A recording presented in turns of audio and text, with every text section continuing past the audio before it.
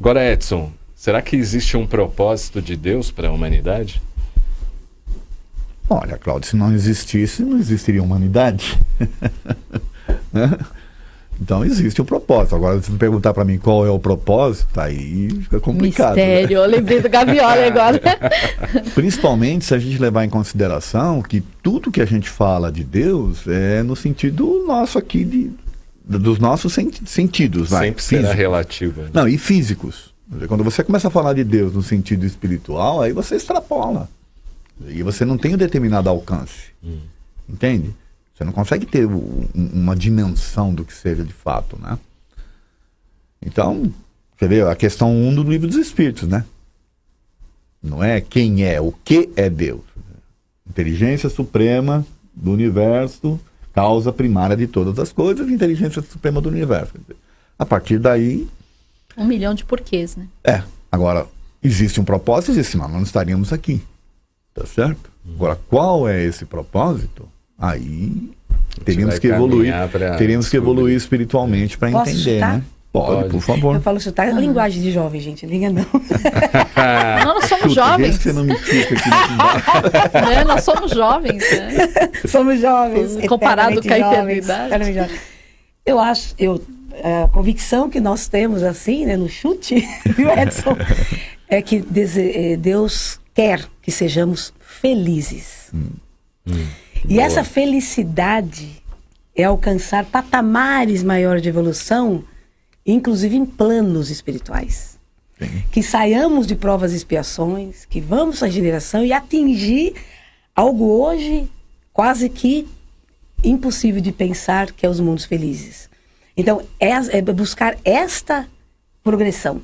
É isso que Deus, na minha modesta opinião, quer que nós façamos. Porque à medida que nós atinjamos esse tipo de evolução de mundos, nós já estamos praticando o que Ele quer, a evolução. O que Ele quer, não. O que é lei.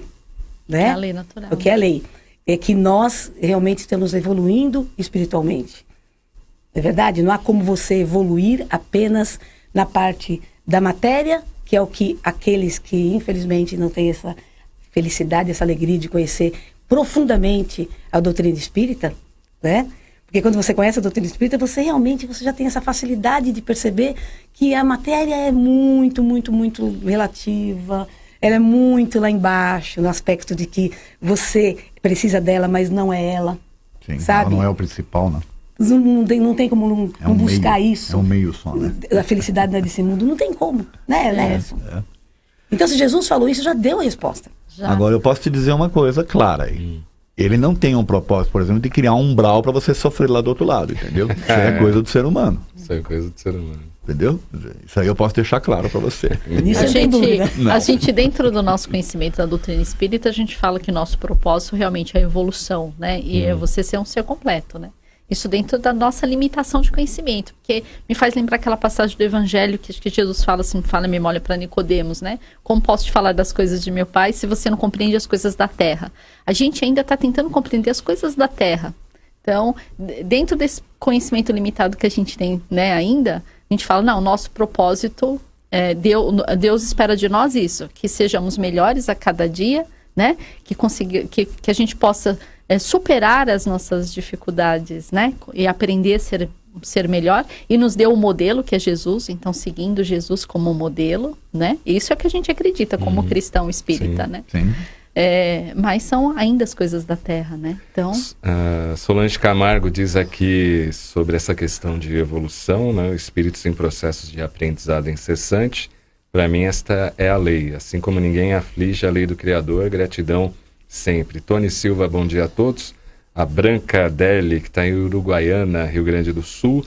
A Fran Reis, Dora, muito bom ouvir você e ver você. Olha aí. Legal. Linda, francês. Legal, obrigado aí pela audiência. E para quem é espírita, qual seria o maior propósito em relação à doutrina? Olha, se você está tendo da doutrina espírita, o propósito maior é você se desenvolver espiritualmente. Você utilizar o conhecimento espírita para o seu crescimento espiritual, né? Não dá para você, dentro da doutrina, fazer uso da doutrina para o seu bel prazer, por exemplo, para a satisfação, né, das suas coisas materiais. A gente já falou um pouco no programa sobre isso aqui. Então, eu, por exemplo, você vai perguntar assim para mim, por que que eu me tornei espírita? Bom, não foi por escolha, eu fui pela dor, certo? Aí você chega lá, pela dor, você se vê diante de um mundo de informações que até então você não tinha, tá certo?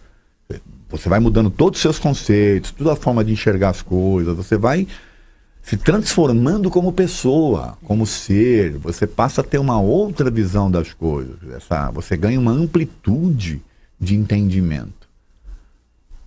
As pessoas me perguntam profissionalmente, por que você se dedica tanto? É porque faz parte da minha essência. Eu não consigo mais me imaginar sem esse tipo de dedicação. Tá certo? É isso que me preenche, é isso que me satisfaz, é isso que me faz eu me sentir bem comigo mesmo, me sentir uma pessoa melhor, né? Então, eu acho que esse é o grande propósito. Agora, você ir para dentro do meio espírita e não aprender, você lá, nós já falamos aqui, inclusive no programa, né? Ficar com mimimi, se milindrar, sabe? Atender mal as pessoas na casa espírita. Você não está dentro de um propósito, quer dizer, está faltando alguma coisa, né? E outra coisa, a doutrina espírita veio para libertar mentes e não para aprisionar. Verdade. O Kardec tinha um pensamento muito adiante do seu tempo na época. Ele foi corajoso ao extremo, né, em colocar determinadas questões, inclusive. Até hoje, né? Até hoje, Bem quer dizer. Né? Então, infelizmente, a gente vê ainda pessoas que não conseguem buscar esse tipo de liberdade.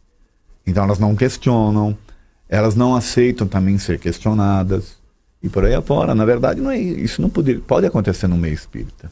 Né? O espírita ele tem que estar aberto a ser questionado, ele tem que estar aberto a ser questionador também, para daí buscar as respostas que vão satisfazer a sua razão. Né? Não é a fé raciocinada que se fala, que nós temos que ter. Uma fé raciocinada você só adquire questionando. E encontrando as respostas que te satisfaçam. E a gente vê os espíritos de destaque, né? Eu lembrei do Caibachuta, né, enquanto você estava falando, lindo. Porque quando ele descobre, né, que a vida continua, né, ele que foi órfão, né, desde criança, perdeu os pais com 10 anos de idade, criado pelo avô, quando ele descobre que a vida material tem não tem um fim ali com a morte, né, e tem a vida espiritual, e através dos sonhos os pais começam a se comunicar com ele. Então, e aí a missão dele passa a ser a divulgação, né? Ele tem contato com a doutrina espírita, porque só a doutrina espírita trouxe a resposta que ele procurava. E ele fala, eu descobri isso, eu preciso divulgar isso para o mundo inteiro. As pessoas sofrem, as pessoas vão no cemitério, ficam sofrendo uma vida toda, sem necessidade, porque a vida continua. E eu acho que a gente tem que seguir esses modelos, como foi Caibara e tantos outros, como Chico Xavier, né, que passou a sua vida se espelhando em Jesus.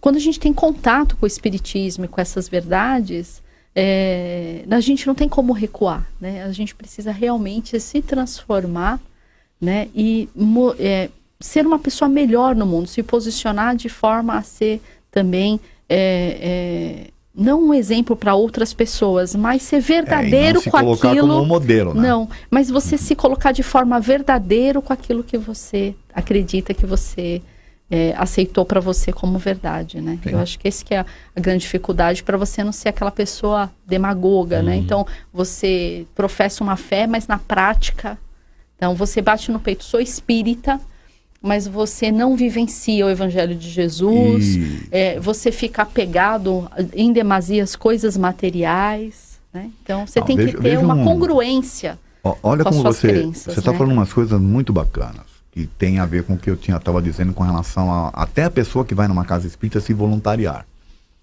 Né? Poxa, eu vejo às vezes pessoas que vieram, como eu, por exemplo, pela dor, e aí você passa por todo um processo, né, de reequilíbrio e tal, de conhecimentos, que vão te dando uma outra tônica, né, de você enxergar as coisas, e aí você passa a ser um voluntário. Para atender quem? Pessoas que estão chegando pela dor. E aí você não consegue ter a sensibilidade necessária para atender a pessoa de forma, sabe, caridosa, gentil, de forma gentil, de forma acolhedora e tal. Tá faltando alguma coisa aí. Né? Tá faltando uma compreensão de que você já passou por isso Com antes. certeza. É estudar e internalizar.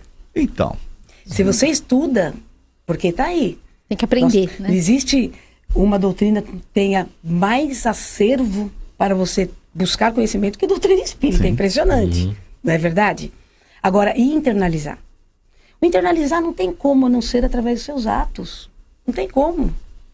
Né? Porque é linda a doutrina, aliás, temos muitas vantagens dos espíritas de terem esse braço, né, de apoio.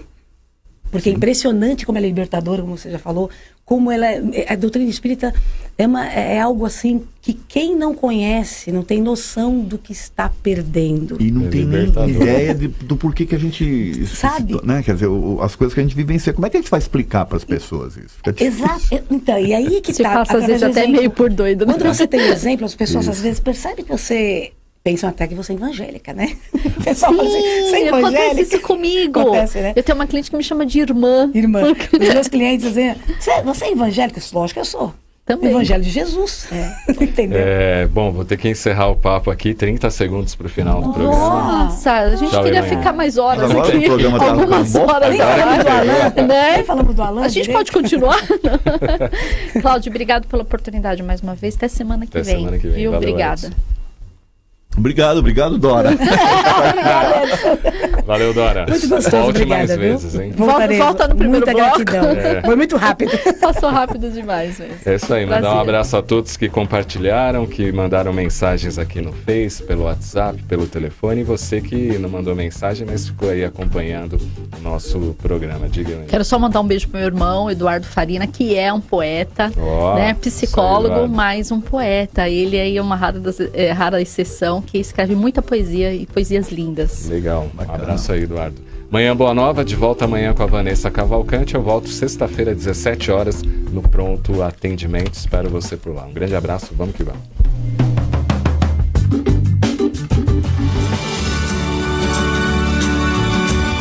Você acompanhou Manhã Boa Nova.